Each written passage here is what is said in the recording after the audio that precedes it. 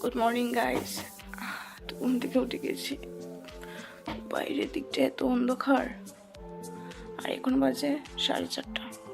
আমি চাইতে পারতেছি না, এরকম অবস্থা হইতেছে।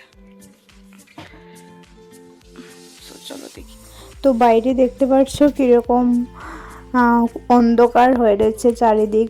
আর হ্যাঁ, হ্যালো এভরিওয়ান, আমি শম্পা। আমার নতুন আরেকটি ব্লগে তোমাদের অনেক অনেক ওয়েলকাম। সো চলো আজকের ব্লগটা শুরু করি ভোর থেকে। তো এখন আমি রুমটা গুছগাছ করে নিলাম আর কি, তাড়াতাড়ি বের হতে হবে তার জন্য। এখন বাজে 5:20 আর আমি করছি ব্রেকফাস্ট। কিছু না খেয়ে গেলে আবার অসুবিধা হবে, তো তার জন্য আর কি খেয়ে নিচ্ছে একটু চা আর কি। তো আমার ড্রেস পরা রেডি, ডান। তো এখন হালকা পাতলা একটু টাচ আপ করে নেব। এখন দেখতে পাচ্ছ বাইরেটা একটু বেটার হয়েছে। কি সুন্দর পাখির ডাক। তো বাইরে পাখির আওয়াজগুলো খুবই ন্যাচারাল লাগছিল, বিষয়টা খুব সুন্দর লাগছিল। তারপর আমি এখানে রেডি হয়ে গেছি, রেডি হওয়ার পর বেরিয়ে পড়লাম আর কি।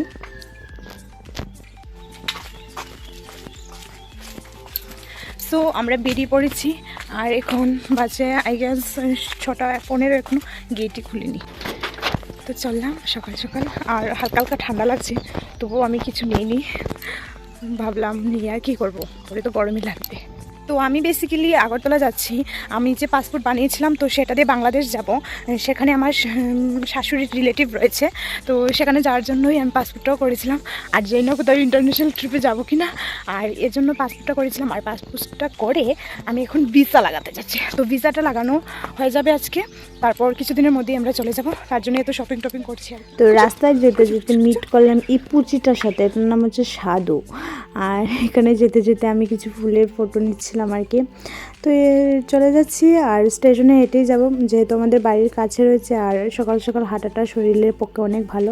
তারপর এখানে দেখতে দেখতে চলে আসলাম স্টেশনে। আমাদের বাড়ি থেকে প্রায় 6-7 মিনিটের মতো লাগে হেঁটে যেতে, যদি আমি একটু ঘুরিয়ে যাই। আর যদি সোজা চলে যাই তাহলে আরও কম লাগে। তো আমি এখানে ট্রেনের জন্য অপেক্ষা করছিলাম, তারপর ট্রেনও চলে আসলো। আর আমি দুঃখের বিষয়, আমি জানালার সাথে সাথে সিট পাইনি, তার জন্য মিডিলে বসে যেতে হচ্ছে। আর আমি যেহেতু অনেক সকাল উঠেছি, তো তার জন্য আমার ভীষণই ঘুম পেয়েছিল। আর ঘুমাতে ঘুমাতে আমি চলে আসলাম। আর এসে যাবার একটু আগে, স্টেশনে পৌঁছাবার একটু আগে আমি একটা জানালার সাইডে সিট পেয়েছি, তো চট করে আমি একটু ভিডিও করে নিলাম। তো দেখতে দেখতে আমি স্টেশনে চলে এসেছি গাইস। আর এখন আমার জার্নিটা শুরু হলো। তারপর আমি ভিসাটা লাগিয়ে আর কিছু করলাম না, ডাইরেক্ট আমি একটা সুন্দর জায়গায় চলে আসলাম। আর সেটা হলো জগন্নাথ বাড়ি। অনেক বছর আগে একবার এসেছিলাম, কিন্তু আমার কিছুই মনে নেই কীরকম ছিল চারিদিকে পরিবেশ, কিছুই মনে নেই। আবার আসলাম। আর এই পরিবেশের এই মন্দিরের পরিবেশটা অনেক অনেক ভালো, খুবই চারিদিকে রয়েছে স্নিগ্ধতা ছড়িয়ে রয়েছে, আর পরিষ্কার পরিচ্ছন্ন।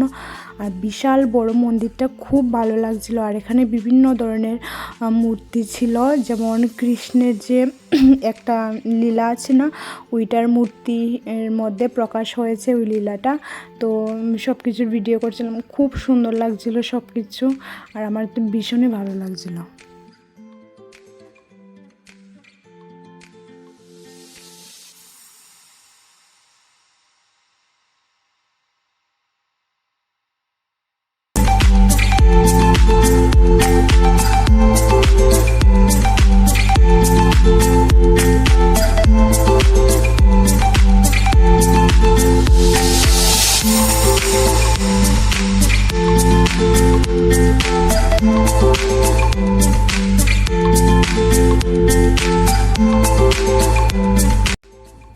তো মন্দিরে আসার পর আমি হাত পা ধুয়ে একটু ফ্রেশ হয়ে নিয়েছিলাম, তারপর আমি ঘুরতে বেরিয়েছিলাম আর কি। তো এখানে সব কিছুর ব্যবস্থা রয়েছে, তুমি কুপন কেটে প্রসাদ খেতে পারবে। প্রথমে সবাইকে নন কুপনেই সবাইকে অল্প অল্প প্রসাদ দেবে। আর কুপন কেটে যদি তুমি খাও, তাহলে তোমাকে পেট ভর্তি করে তুমি যতটুকু তোমার প্রয়োজন সেরকমভাবে তোমাকে খাওয়াবে। তো আমরা কুপন কেটে নিয়েছিলাম, 200 টাকা দুটো কুপন ছিল, একটা 100 টাকা করে। সব কিছু নিরামিষ আইটেম, 5-6টা আইটেম থাকবে।